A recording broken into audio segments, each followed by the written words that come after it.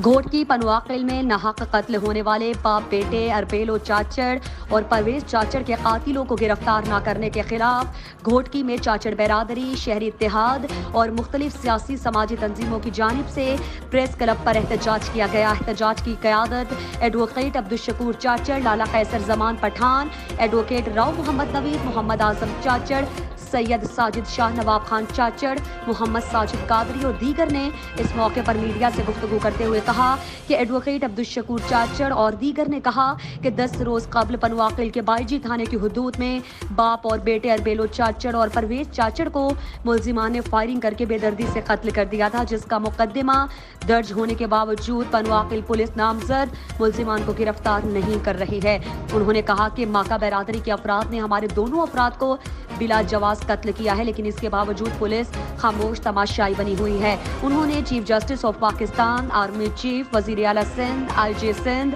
D I جی سکھر اور S S P Sukkur سے مطالبہ کیا ہے کہ چاچڑ برادری کے دونوں افراد کے مقدمے میں نامزد ملزمان کو جلد از جلد گرفتار کر کے سزا دی جائے،